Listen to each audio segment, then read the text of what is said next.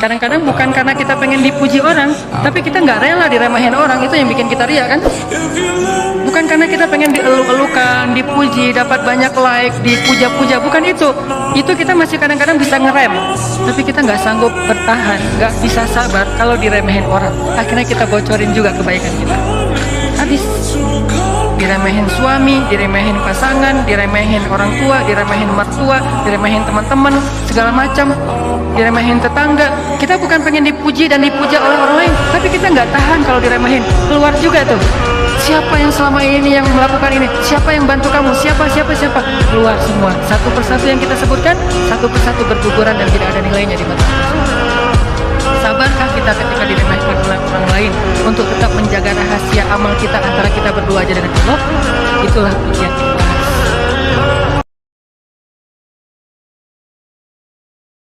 Setiap kali kita punya masalah, pertama yang harus kita tanya, jangan-jangan saya nih ada masalah sama Allah. Dan itu yang selalu saya lakukan. Kalau saya punya masalah, saya langsung tanya, nih kayaknya ada yang gak bener nih saya sama Allah. Mungkin sholatnya kurang khusyuk, mungkin beberapa kali jadi gak sholat di masjid karena sibuk atau karena ketiduran, karena apa. Kalau misalnya dia tahajud, terus tiba-tiba beberapa malam ini dia gak tahajud, akhirnya Allah kasih musibah mancing biar dia tahajud lagi.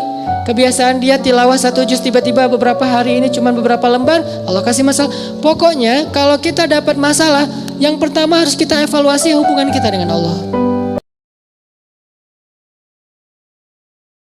Nikmat terbesar yang Allah kasih kepada kita adalah nikmat kedekatan kita dengan Allah Subhanahu wa taala. Dan setelah itu Allah limpahkan nikmat-nikmat lain yang lebih banyak.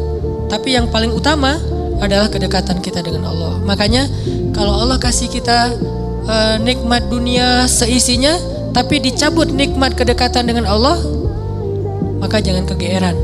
Jangan-jangan itu bukan nikmat, tapi istidraj.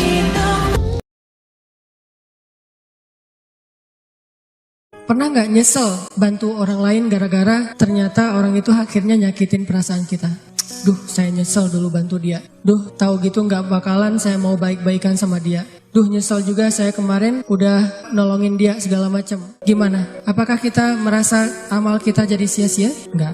Begitu kita merasa dikhianati, disakiti, dianggap bukan siapa-siapa, gak ada apa-apanya, kita tinggal mengatakan hasbiyallah. Bagi saya cukup balasan dari Allah Subhanahu wa taala, bukan balasan dari manusia. Siapa yang bertakwa atau taat kepada Allah, Allah kasih jalan keluar. Siapa yang taat kepada Allah, Allah kasih rezeki yang tidak terduga-duga. Siapa yang taat kepada Allah, Allah mudahkan setiap urusannya. Keep the faith, as-thiqah billah. Percaya deh sama Allah.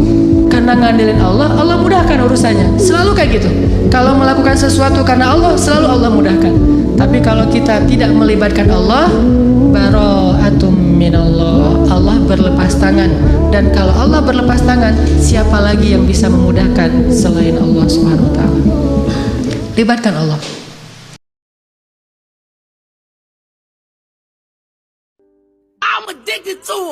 Siapapun yang pengen tangguh dalam menghadapi ujian hidup, siapapun yang pengen survive dalam setiap musibah, siapapun yang pengen melihat keajaiban-keajaiban terjadi dalam adegan-adegan hidupnya, maka dasar yang harus dia kuatkan itu adalah iman. Orang kalau punya iman, Allah kasih banyak kejutan dalam hidupnya. La tahzan kalau kita ngerasa sendiri. Kenapa? Nahnu awliya'ukum fil hayatid dunya wa fil akhirah. Kata Allah, kami akan nemenin kamu. Kami, bukan saya, kami. Siapa kami? Allah dan para malaikat. Cuman kita gak ngelihat doang. Tapi sebetulnya kita tuh punya geng. Ketika kita istiqomah itu, kalau kita ngerasa gara-gara istiqomah jadi sendiri, la tahzan, jangan khawatir. La tahzan, jangan berkecil hati. La tahzan, jangan sedih. Nahnu awliya'ukum fil hayati dunya. Kami temenin kamu di dunia, dan nanti kami temenin kamu di akhirat. Allah yang janjiin bakalan nemenin kita.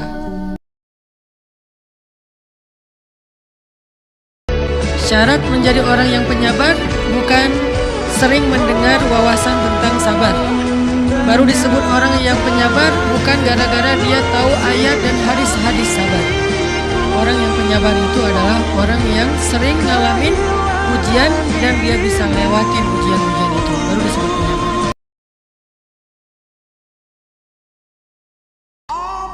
orang yang sholat, dia puasa, dia haji, dia umroh, dia sedekah, dia tilawah Al-Quran, tetapi dia ditolak oleh Allah Subhanahu wa Ta'ala. Kenapa Allah menolak orang-orang yang mengatakan amanna billahi wa bil yaumil akhir, kami beriman kepada Allah dan hari akhir? Kenapa Allah menolak orang-orang yang mengatakan amanna, kami telah beriman? Kenapa Allah menolak mereka, teman-teman? Padahal ucapan mereka baik.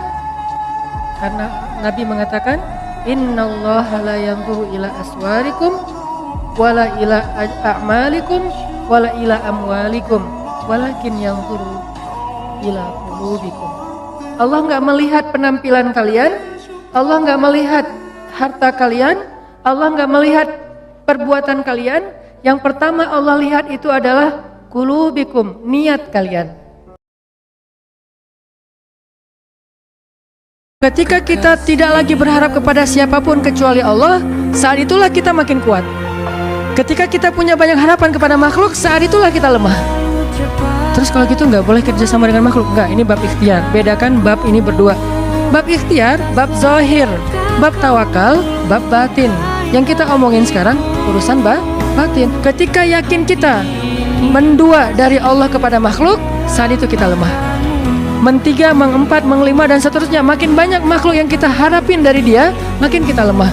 Makin sedikit makhluk, makin kita kuat. Makin tidak ada siapapun kecuali Allah, itulah puncak dari kekuatan kita. Jangan berharap kecuali kepada Allah. Walaupun secara zahir berikhtiar kepada manusia, tapi batin gak boleh terlibat kepada makhluk, hanya kepada Allah Subhanahu wa Ta'ala.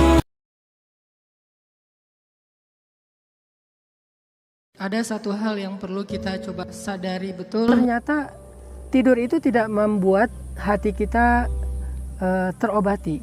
Tidur itu bukan istirahat batin. Tidur itu adalah istirahat zahir. Jadi kalau misalnya kita capek kerja, capek olahraga, capek fisik, kita bisa istirahat dengan cara tidur atau duduk atau santai atau ngopi, ngeteh dan seterusnya. Tapi bagaimana dengan lelah batin? Dengan capek hati?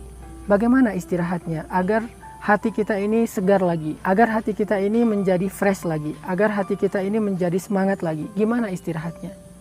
Maka Allah Subhanahu wa Ta'ala mengajarkan di dalam surat Al-Muzammil cara istirahat hati.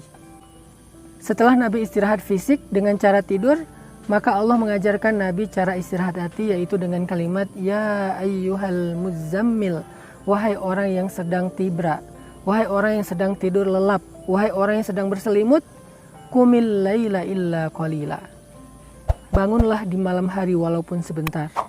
Ternyata istirahat batin itu bukan dengan cara tidur, tapi dengan cara bangun.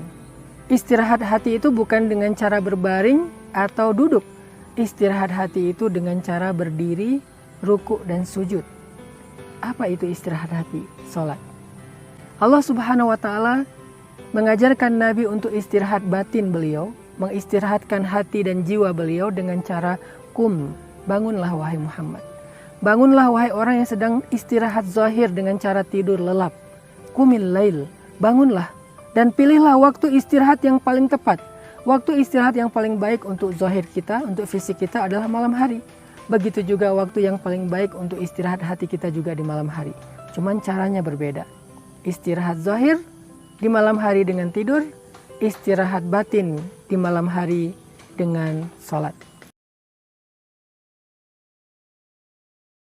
Kalau Allah bilang, "May yuridillahu bihi khairan", Allah kalau pengen ngasih hadiah kepada seorang hamba, Allah kalau pengen ngasih kejutan kepada seorang hamba, yusib, Allah kasih dia ujian sedikit aja. وَلَنَبْلُوَنَّكُمْ بِشَيْءٍ, sedikit, بِشَيْءٍ مِنَ الْخَوْفِ وَالْجُوعِ وَنَقْصٍ مِنَ الْأَمْوَالِ وَالْأَنْفُسِ وَالثَّمَرَاتِ وَبَشِّرِ الصَّابِرِينَ.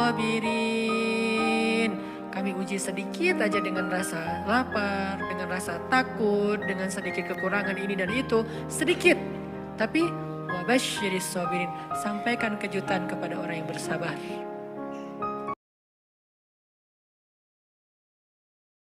Cewek yang jadi simbol cantik di sepanjang sejarah manusia itu siapa? Sarah, istri Ibrahim. Sarah istri Ibrahim saking cantiknya, bukan cuma nggak kerasa kalau ngiris tangan, ngelihat Sarah tuh saking terkesimanya jadi stroke. Saking cantiknya Sarah, ngelihat aja jadi stroke. Siapa yang pernah stroke gara-gara ngelihat Sarah? Raja Mesir. Kan Sarah lagi kayak traveling gitu kan, dari Irak ke Palestina. Nah, jalan bareng Ibrahim, bareng teman seperguruan nama Sarah, namanya Lut, yang kelak juga jadi nabi. Jadi Ibrahim, Lut, Sarah jalan traveling, jalan terus transit di Mesir. Pas lagi transit di Mesir, orang-orang ngelihat Sarah itu banyak yang terkesima, akhirnya heboh lah seluruh Mesir kalau ada cewek cantik dari Irak lagi transit di situ. Diundang oleh raja ke istana, jadi disuruh extend, jangan lanjut, jadi connecting flight-nya tuh di cancel. Ntar dikasih yang kelas bisnis atau yang first class sama raja. Diundanglah ke istana. Sampai di istana, raja pengen ngegodain Sarah, nanya ke Ibrahim, Ibrahim nggak ngaku. Ibrahim, siapa Sarah itu buat kamu? Istri atau siapa? Kalau Ibrahim bilang dia istri saya, nanti Ibrahim bakalan dibunuh demi mendapatkan Sarah. Akhirnya Ibrahim mengatakan, hiya ukhti, dia itu saudari saya. Maksud Ibrahim, saudari saya di dalam beriman, di dalam belajar agama, bukan saudari dalam masalah keturunan. Akhirnya karena raja ngerasa Ibrahim ini bukan siapa-siapa Sarah, bukan suaminya, raja nyaman dengan Ibrahim, dikasih ruang istirahat, kamar yang bagus buat Ibrahim, yang presiden suite gitu. Terus Sarah juga dikasih ruang. Nah, suatu malam rajanya pengen ngegodain Sarah, baru mau nyentuh, tiba-tiba tangan raja stroke. Langsung tangannya lumpuh, nggak bisa ngapa-ngapain. Tubuhnya lumpuh, sehingga rajanya memanggil pengawalnya dan mengatakan, perempuan ini bukanlah perempuan biasa, tetapi dia tukang sihir. Diusirlah Sarah dengan syarat, dibebaskanlah Sarah dengan syarat menyembuhkan raja dari stroke. Akhirnya Ibrahim berdoa, raja ini sembuh dan mereka dibebaskan dan melanjutkan traveling mereka ke Palestina. Ini saking cantiknya Sarah, ngelihatnya jadi stroke.